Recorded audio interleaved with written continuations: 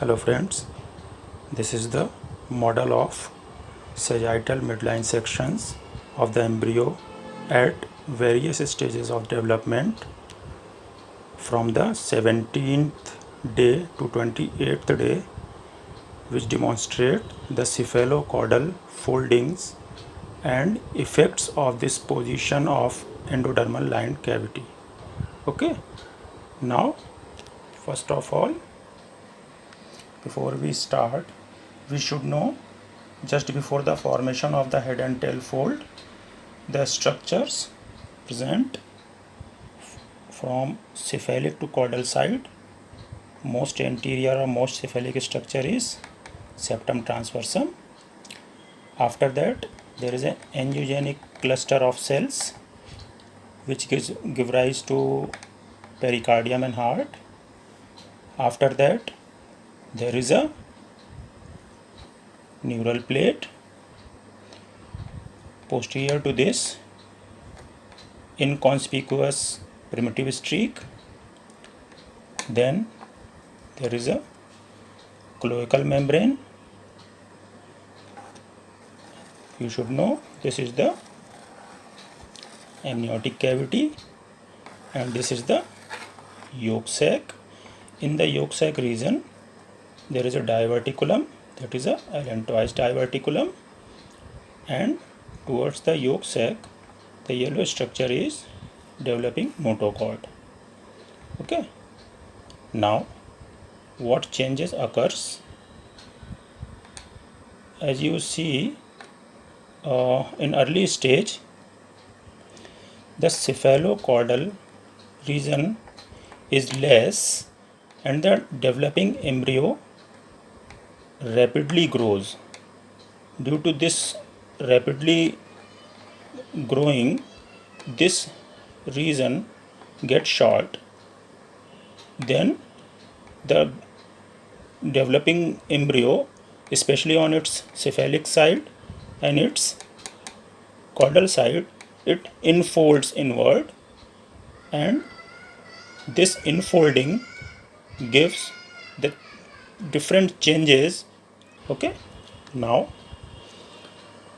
in this section you can see there is a rapid growth in the developing embryo in the cephalocaudal region. That's why there is a, with the formation of, first of all, on the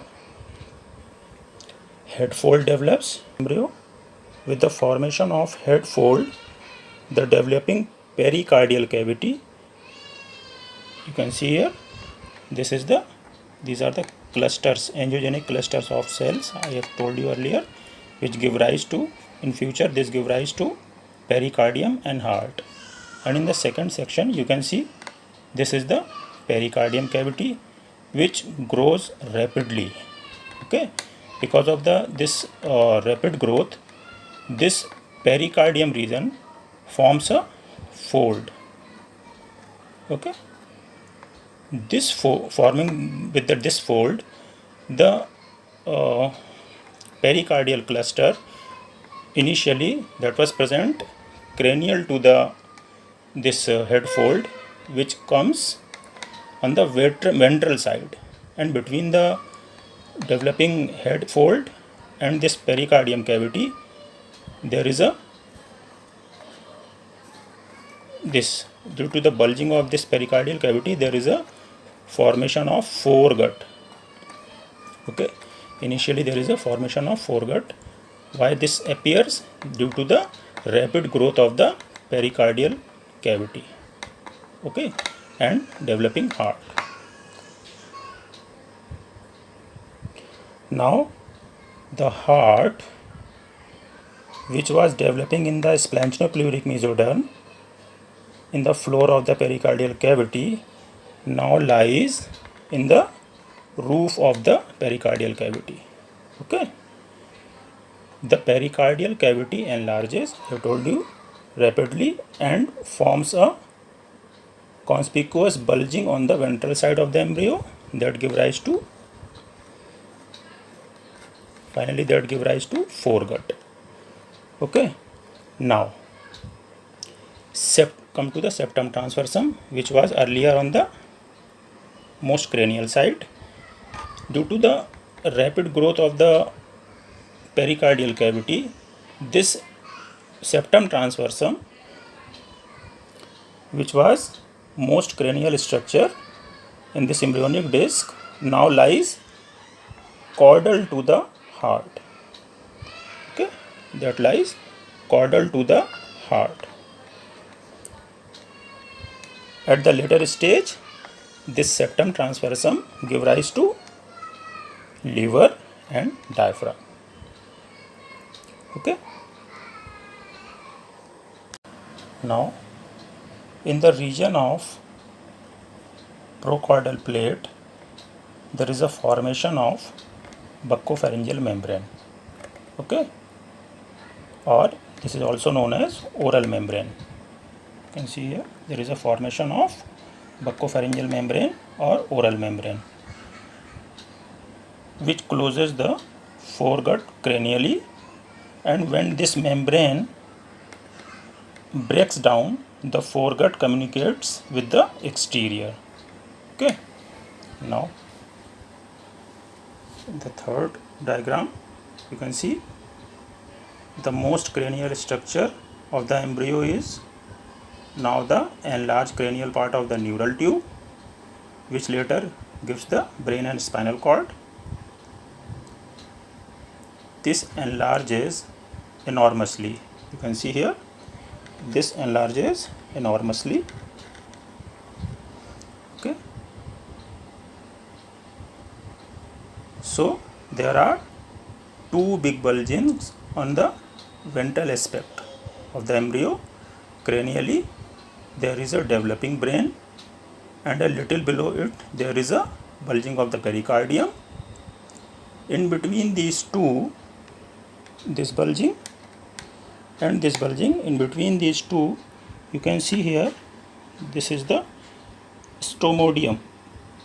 This is the stomodium, and the floor of this stomodium is formed by the buccopharyngeal membrane. Okay, floor of this stomodium is formed by the buccopharyngeal membrane. Now come to the tail side.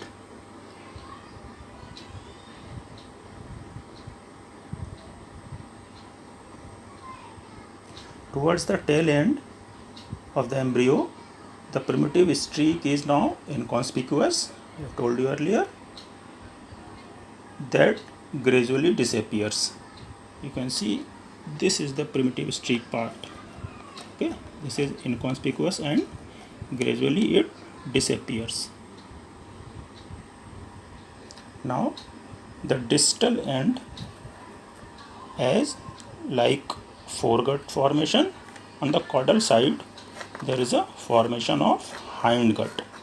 This is the hindgut, and between the foregut and hindgut there is a midgut is formed. Okay, the area in between the foregut and hindgut, this is the midgut.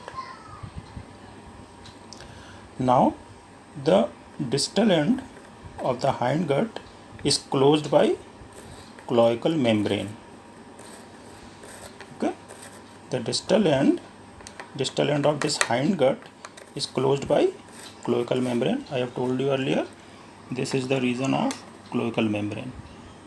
Okay, so this is the cloacal membrane which closes distally the hindgut.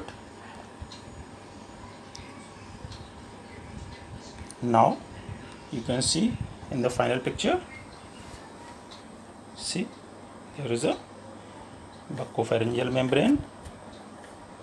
This is the stomodium. This is the developing brain and spinal cord. Okay, this is the developing heart with its pericardium. Now this is septum transversum. You can see in this diagram, this is the septum transversum which gives liver bud and the diaphragm. So this is the developing liver. Okay, This is the septum transversum. This is the developing liver bud. This is foregut. This is midgut. This is hindgut. Okay, and this is the vitello-intestinal duct. This is, you can see here, this is the cloacal membrane, and this is the allantois diverticulum.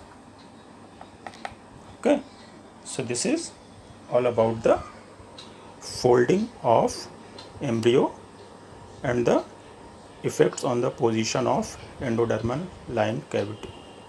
Thank you very much.